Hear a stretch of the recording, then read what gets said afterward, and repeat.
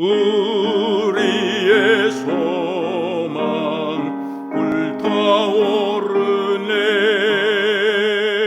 주님은 우리의 소망, 우리의 믿음 불타오르네. 말씀에 굳게 선 믿음,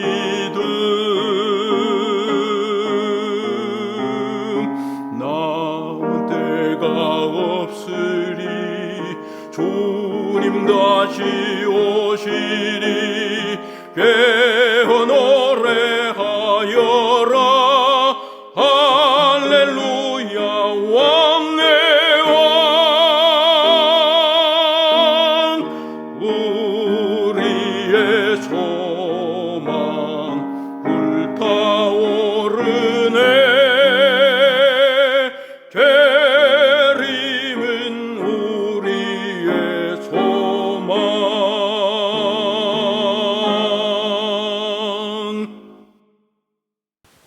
안녕하세요.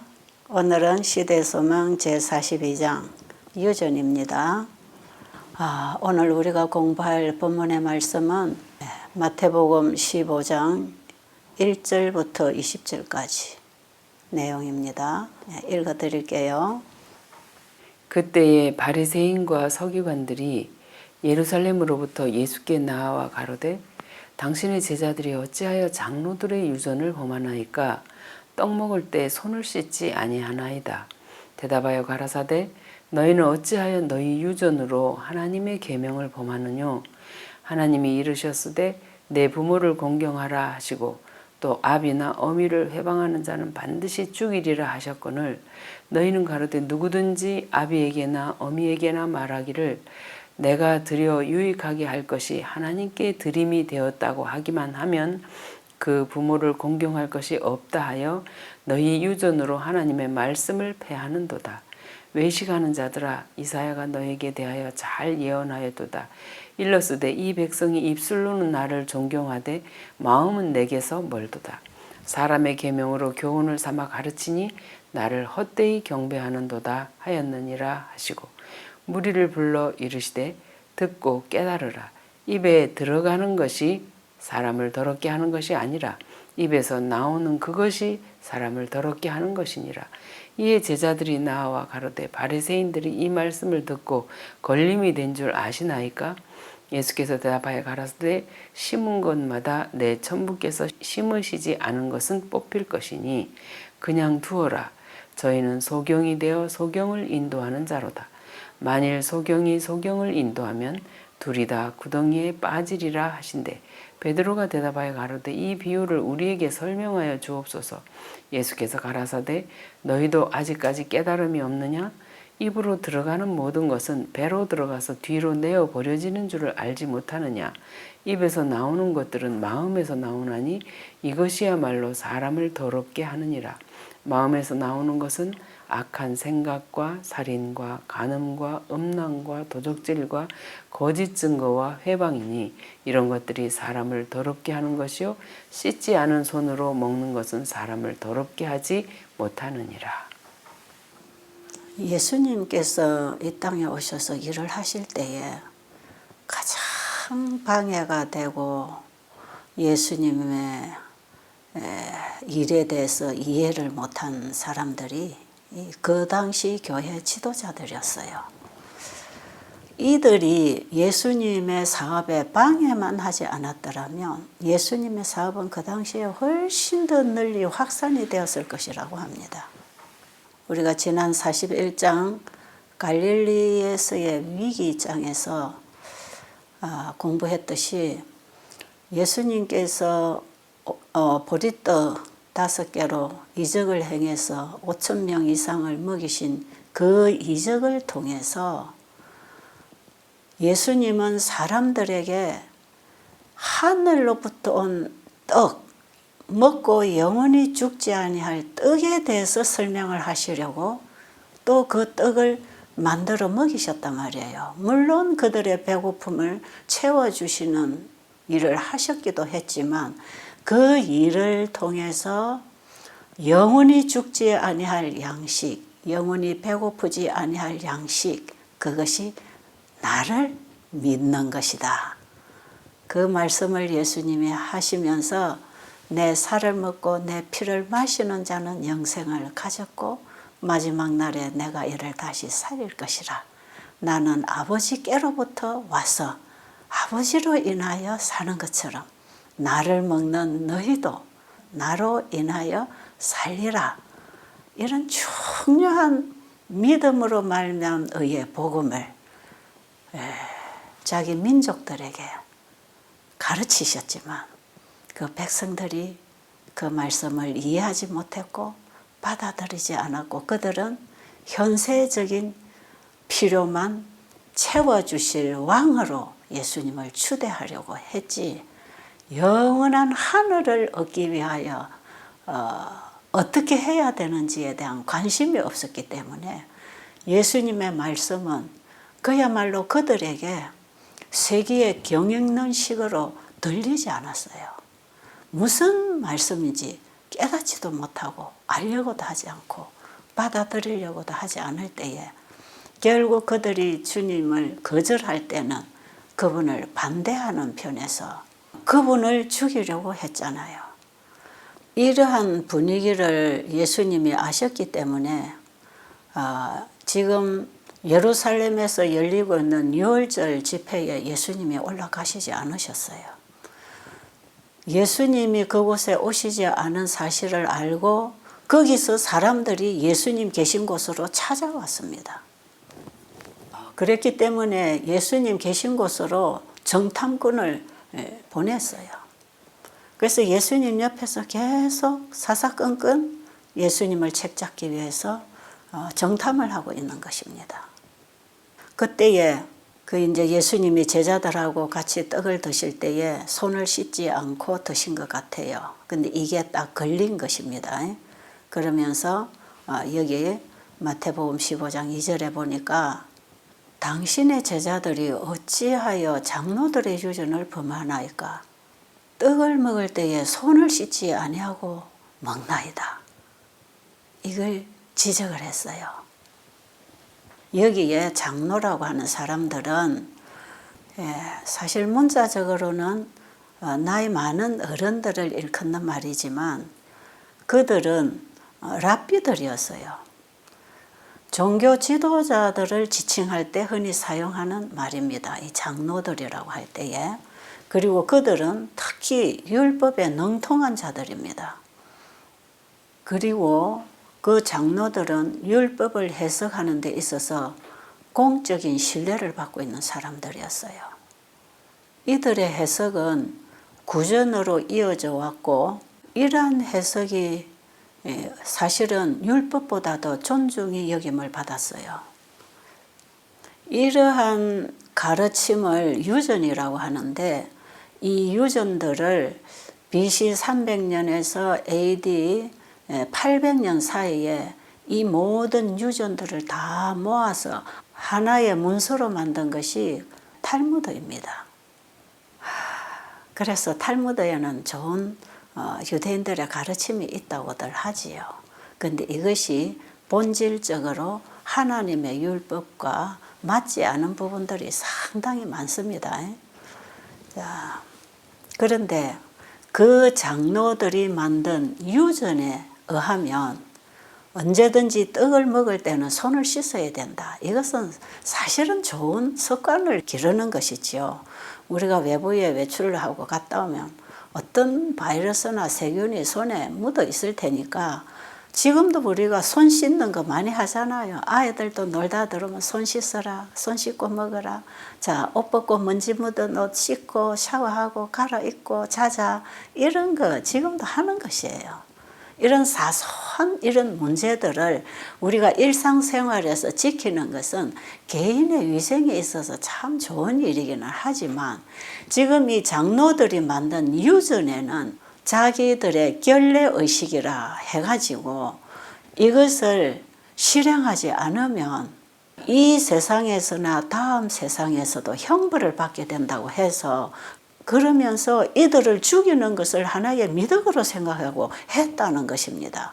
그러니까 지금 예수님과 제자들이 했던 이 일은 죽여도 마땅한 일을 지금 하고 계신 것이지요. 이런 식으로 수많은 유전들을 만들어서 옴삭달싹 못하고 그것만 지키고 따라가면서 살아가도록 만들어놨어요. 그러니까 오늘 우리가 공부하는 시대소망에 보니까 이 유전들은 사람들이 일평생 배워도 다 못 배우고 사사건건이 걸려 넘어지게 되는 이런 법들을 다 만들어 가지고 이것이 하나님의 율법을 지키는 것이라고 가르쳤다 이 말이지요. 우리가 지난번에 베데스다와 그 사내들인 장에서도 예수님이 안식일에 중풍병자를 네 자리를 들고 걸어가라고 한 그 일을 통해서 바리새인들은 예수님이 안식일에 일을 했고 다른 사람들에게도 일을 시켰다고 해서 안식일을 범하는 자라고 얼마나 공격했어요. 그런데 그들은 안식일 지키는 법도 너무 복잡하게 만들어가지고 이것도 하면 안 되고 얼마를 걸으면 안 되고 안식일에 잔디밭에 침을 뱉으면 그 침도 잔디밭에 물을 주는 거기 때문에 그게 일이다. 이렇게까지 사소하게 안식일이 되면 옴삭달싹을 못하도록 딱 법들을 만들어 놓고 사람들을 고통스럽게 했기 때문에 이방인들이 볼 때에 그 안식일이 어찌 빛이 되겠습니까? 어찌 복음이 되겠습니까? 이렇게도 복음의 본질을 오해시키는 법들을 만들어서 사람들에게 올가미를 채웠다 이 말이에요. 이런 것은 이방인들이 봐도 조롱거리가 되는 것이에요. 이런 일들을 서기관과 바리새인들, 장로들이 했다는 것이지요. 예수님은 이것들을 다 깨트리고 그들 안에 올바른 진리를 심어주시기 위해서 얼마나 노력하셨는지 몰라요. 이때 예수님께서 마가복음 7장 20절 이후로 보면 이런 말씀을 하시지요. 사람에게서 나오는 그것이 사람을 더럽게 하는 것이지 사람에게 들어가는 것은 그것이 몸을 통과해서 바깥으로 빠져나가는 것이기 때문에 그것이 더러운 것이 아니다. 속에서 나오는 것은 악한 생각, 엄난, 도둑질, 살인, 그리고 간음, 탐욕, 악도, 속이는 것과 엄탕과 그리고 헐기는 눈과 해방과 교만이다. 이 모든 것들이 다 사람 속에 있다. 이것이 사람 속에서 어느 때에 적절한 때에 이것이 쑥쑥쑥쑥 나와가지고 사람을 더럽게 하는 것이지 손을 안 씻고 그게 먼지나 세균이 조금 묻어서 몸으로 들어갔다고 해서 이것이 더러운 것이 아니다. 이것은 다 빠져나간다. 이 말씀을 예수님이 하실 때에 예수님께서는 우리 인간 안에 이런 것들이 다 있다고 하는 것을 말씀하시면서 지금 이 바리새인들과 서기관들 속에 있는 죄를 다 지적을 해 주셨어요. 그리고 이들이 지금 이런 생각을 가지고 엄탕한 괴락을 부리면서 예수님을 죽일 궁리를 하고 있기 때문에 그들의 속을 환하게 읽으시는 것처럼 이걸 하나하나 끄집어서 다 지적을 해 주시는 것이에요. 그런데 이런 속에 있는 더러운 것들로부터 깨끗해지려면 어떻게 해야 됩니까? 여러분 어떻게 해야 돼요? 우리 안에 이런 거 다 있잖아요. 이거 깨끗해지려면 어떻게 해야 되지요? 우리의 마음이 거듭나야 합니다. 우리의 마음에 굳은 마음을 제하고 부드러운 마음을 주실 그 예수님을 받아들여야 돼요. 이 바리새인들과 서기관들 속에 있는 이 더러운 것들을 청소를 하려면 지금 자기 앞에 영원한 복음으로 우리의 구원자로 오신 그 예수님을 믿음으로 받아들일 때 그들의 마음에 있는 죄로부터 구원을 받을 뿐 아니라 새 마음으로 새 생애에 들어가서 하나님이 가르쳐 주신 율법을 잘 지킬 수 있는 사람으로 변할 것이다 이 말이에요. 예수님은 하나님의 의의 율법을 지킬 수 없는 사람들에게 의의 율법을 지킬 수 있도록 하나님의 의를 그들의 마음밭에 심어주시기 위해서 우리의 구원자로 이 땅에 오신 분 아닙니까? 예수님은 지금 이 죄를 지적하실 때에 나를 믿어라. 나를 믿으면 내가 너희 속에 있는 이 죄를 다 청소해서 깨끗하게 만들어 줄 것이다. 근데 너희들은 중요한 것은 다 버리고 왜 중요하지 않는 걸 가지고 이렇게 시비를 걸고 있느냐. 이 말씀을 하시는 예수님은 약대는 삼키고 하루살이는 걸러낸다고 하는 그 말씀이 이들에게 해당하는 말씀이었다 이 말이에요. 이들은 그렇게 살았습니다. 그리고 예수님께서는 마가복음 7장 9절로 보면 너희들이 사람의 유전을 지키기 위해서 하나님의 계명을 잘 저버리고 있다. 이 말씀을 하시면서 그 다섯째 계명에 대해서 예수님이 지금 설명하시지요. 모세는 내 부모를 공경하라 하고 또 아비나 어미를 회방하는 자는 반드시 죽이리라 하였거늘 너희는 가로되 사람이 아비에게나 어미에게나 말하기를 내가 드려 유익하게 할 것이 고르반 곧 하나님께 드림이 되었다고 하기만 하면 그만이라 하고 제 아비나 어미에게 다시 아무 것이라도 드리기를 허하지 아니한다고 말씀하셨다. 그들은 다섯째 계명을 전혀 중요치 않은 것으로 제쳐놓았지만 장로들의 유전을 준수하는 데는 엄격하였다. 바리새인들은 예수님들어 율법을 무시하고 폐하는 자라고 늘 생각을 했어요. 왜? 자기들이 만들어 철저히 지키는 이 유전을 예수님이 받아들이지 않았기 때문에 그리고 그것을 하지 못하게 하기 때문에 예수님을 율법을 폐하는 자라고 공격을 했잖아요. 그런데 지금 예수님은 분명하게 하나님께서 모세를 통해서 주신 십계명 가운데 지금 현실에 부딪혀 있는 그 다섯째 계명을 가지고 예수님이 지금 지적하고 계시죠. 이 모세에게 십계명을 주신 분이 예수님이십니다. 그분의 친수로 십계명을 써 주신 분이에요. 이 땅에 오셔서 우리 안에 율법을 회복시켜 주시러 오셨단 말이에요. 그런데 예수님을 끊임없이 모세가 쓴 율법을 부인하는 자라고 해서 정죄했잖아요. 그런데 지금 보세요. 예수님 딱 지적하시잖아요. 모세에 보면서는 부모를 공경하라고 했는데 너희들은 지금 그 법을 지키지 않고 있다. 이들은 그 부모를 공경하지 않는 법을 만들어 가지고 자기들이 가진 재물을 부모를 도와주지 않고 자기가 그걸 영구적으로 가지고 살기 위해서 고르반이라는 말을 하는데 이 고르반이라고 하는 말은 자기가 가지고 있는 모든 재산을 하나님께 드렸기 때문에 부모를 봉양하지 않아도 죄가 안 된다고 생각하도록 가르쳤다 이 말이죠. 그들은 사람들에게 성전을 위하여 재산을 바치는 것은 부모를 부양하는 것보다도 더욱 신성한 의무이므로 아무리 궁핍할지라도 이렇게 성별한 것 중에 어떤 부분이라도 부모에게 드리는 것은 신성을 모독하는 것이라고 하였다. 불효한 자녀는 하나님께 바친다고 하여 자기의 재산에 고르반이라는 말을 선언만 하면 평생토록 자신이 사용하기 위하여 그 재산을 보존할 수 있었으며 그가 죽은 후에 성전 봉사를 위해 충당하게 되어 있었다.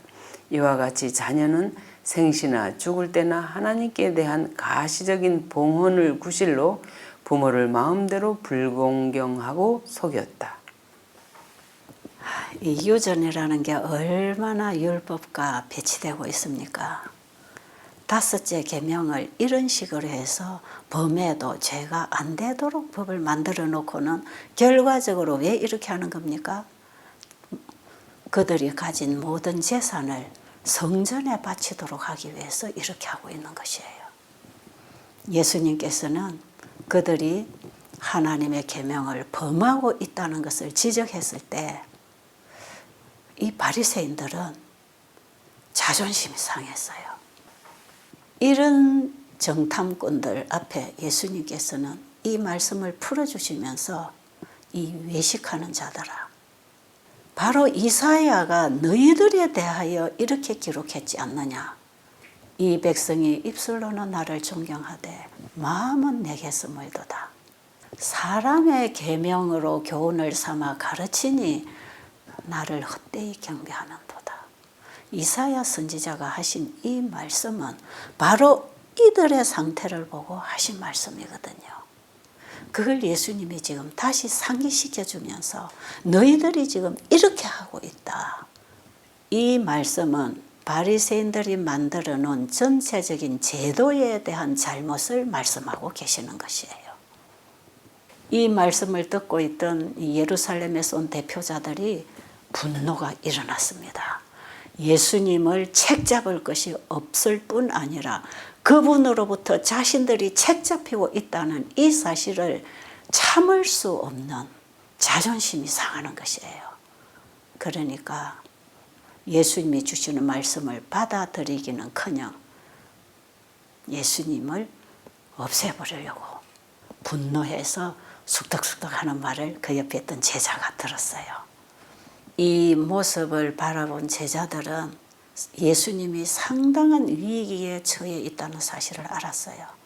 그래서 예수님께서 저들을 좀 살살 달래가면서 부드럽게 피해가면서 이렇게 일을 하시면 좋을 텐데 지금 정면으로 그들의 죄를 지적해 나가면서 상대방을 화나게 하는 이 모습을 보면서 두려웠어요. 그래서 제자들이 뭐라 그랬지요? 바리새인들이 이 말을 듣고 그들에게 걸림이 된 줄을 아시나이까? 그렇게 말하지요. 제자들이 말한 이 말씀이 공동 번역에는 이렇게 기록되어 있습니다. 지금 말씀하신 것을 듣고 비위가 상한 것을 아십니까? 이런 번역을 했어요. 그러니까 예수님이 하시는 이 말씀에 저들은 그 말씀을 받아들이지 않기로 결심하면서 자존심이 상했기 때문에 그들의 비위가 상했단 말이에요. 이 사실을 제자들이 예수님에게 얘기했어요. 어느 제자가 예수님에게 이 말을 했는지 잘 모르겠지만 예수님이 말씀하시는 그 말씀에 자기 자신도 뭔가 100% 흡수가 되는 게 아니고 뭔가 못마땅한 이런 감정이 옆에서도 일어났겠죠. 이것은 진리를 받아들이려고 하지 않는 사람들 안에서 일어나는 자아거든요. 근데 사람의 말이 어떻든 그 말씀이 진리이고 그 진리를 받기 위하여 준비된 자들은 이렇게 비위가 상하지 않거든요. 말이 좀 거칠면 어떻고 표현이 좀 잘못되면 어떻습니까? 그걸 개의치 않는 것이거든요. 그 진리 자체를 받으면서 자기 마음에 변화가 일어나기 때문에 이런 반응을 안 하는 것이에요. 그런데 제자들도 전체 중에서 예수님이 하시는 말씀에 대한 이해가 다 안 됐다는 것이지요. 그러니까 자신들의 생각을 반영해서 지금 바리새인들이 이렇게 비위가 상하는 줄 아십니까? 이런 말을 했던 거 아니겠어요? 제자들이 이런 말을 할 때에 예수님께서는 마태복음 15장 13절에서 이렇게 말씀하셨죠. 심은 것마다 내 천부께서 심지 아니하신 것은 다 뽑힐 것이다. 이 말씀을 하셨죠. 이 유대교 랍비들이 그토록 소중하다고 생각하던 이 모든 것들은 하나님께서 심어주신 게 아니고 하늘로부터 온 것이 아니고 이 세상에 속한 것들이었어요. 예수님은 지금 그 말씀을 분명하게 짚어주고 계시는 것입니다. 그리고 예수님께서 말씀하시기를 저들은 소경이 되어서 소경을 인도하고 있는 사람들이다. 소경이 소경을 인도하면 어떻게 되겠습니까? 둘 다 구렁텅이에 빠진다는 것이지요. 예수님이 이 말씀을 하실 때에 베드로가 그러면 이 비유가 무슨 의미를 가지고 있는지 우리에게 설명을 해주세요. 그리고 부탁하지요. 그러니까 예수님께서 하도 한심스러우시잖아요. 아니 너희도 아직까지도 이걸 깨닫지 못하고 있느냐? 그렇게 말씀하시죠. 이제 그때 예수님이 입으로 들어가는 것은 다 뒤로 나가는 것이고 속에서 나온 것이 더러운 것이다. 이 설명을 쭉 하실 때에 여기 예수님께서 왜 그 바리새인들의 그 가르침과 장로들의 유전에 대해서 단호하게 신랄하게 말씀을 해주셨느냐 하면 지도자가 잘못 가르치면 따라오는 백성이 다 구렁텅이로 빠져들어간다는 것이에요. 그러니까 가르치는 사람이 모르면 배우는 사람도 잘못 배우는 것이에요. 그러니까 예수님은 유대 지도자들을 바로 가르쳐 주시려고 그들과 자꾸 논쟁하고 실갱이를 하고 그냥 안 받아들이면 지나가시면 되는데 이 바리새인들 서기관들하고는 예수님이 그렇게 내버려 두고 가실 수가 없는 것이에요. 그래서 어떤 부분에 보면은 바리새인들의 누룩을 조심해라, 헤롯의 누룩을 조심해라, 장로들의 유전을 조심해라. 이게 다 뭡니까? 이게 그들이 잘못 알고 잘못 가르치고 있는 그것 너희들 배우지 마라. 특히 예수님은 이번에 이 사건을 통해서 제자들에게 이걸 분명하게 심어주기를 원하셨어요.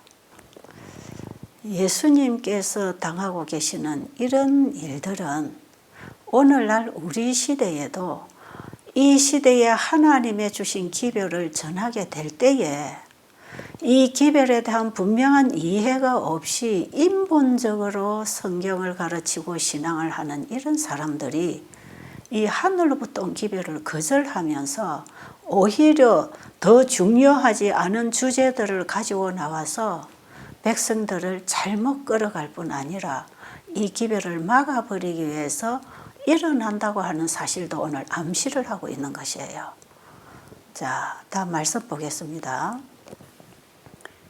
진리의 기별이 특별한 능력으로 사람의 마음속에 임할 때에는 언제든지 사단이 그의 대리자들을 발동시켜서 중요하지 않은 어떤 문제에 대해서 논란을 일으킨다. 이와 같이 사탄은 참으로 중요한 것에서부터 관심을 돌이키게 하려고 힘쓴다. 언제든지 좋은 일이 시작되면 트집쟁이들은 사람들의 마음을 참된 실체에서 돌이키려고 형식이나 전문적인 일에 대해서 논란을 일으킬 준비를 갖춘다. 그러면 예수님께서 이 땅에 오셔서 전하셨던 그 복음이 오늘날 마지막 교회가 마지막 시대에 전할 세천사의 기별이지요.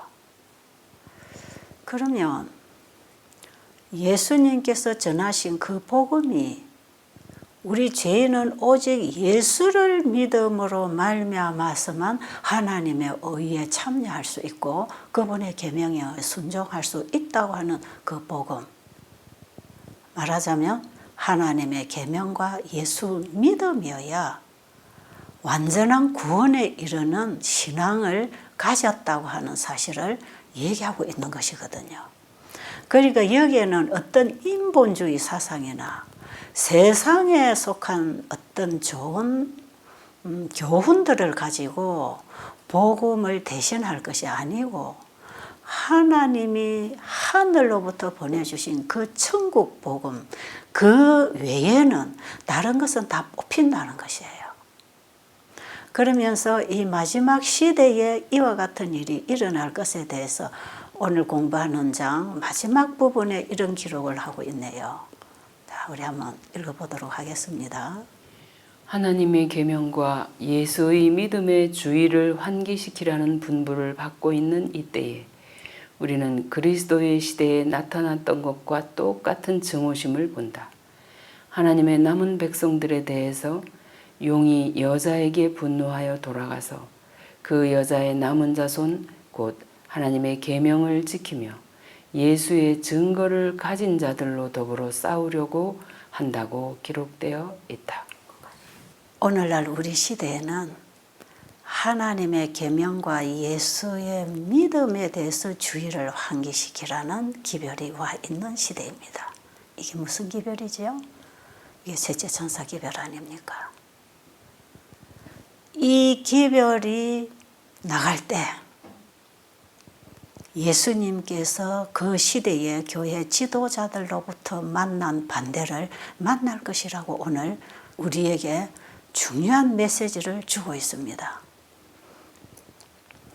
여러분이나 저나 이 시대에 하나님이 주시는 이 현대 기별인 세제천사 기별을 믿음으로 말미암은 의로 증거되어 전파될 때에 분명히 용이 분노해서 일어날 것인데 그 용은 누구를 통해서 이 복음을 가장 효과적으로 막을 수 있겠습니까?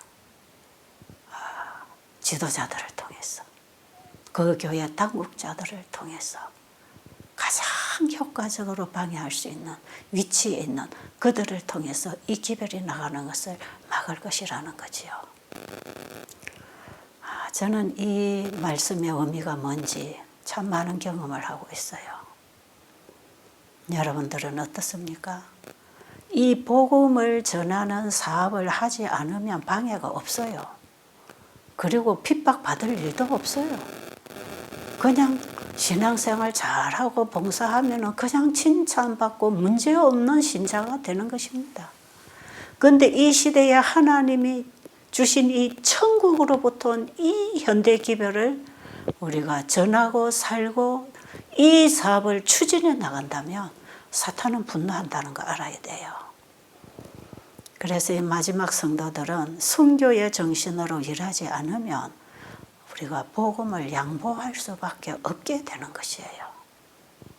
예수님은 특별히 마지막 성도의 신앙이 어떻게 되어야 하며 마지막 성도들이 어떤 복음을 전해야 되며 이 복음이 먼저 내 교회 안에 내 백성에게 외쳐지고 그들에게서 반대를 받고 핍박이 올 때 이방으로 나가라는 것이에요.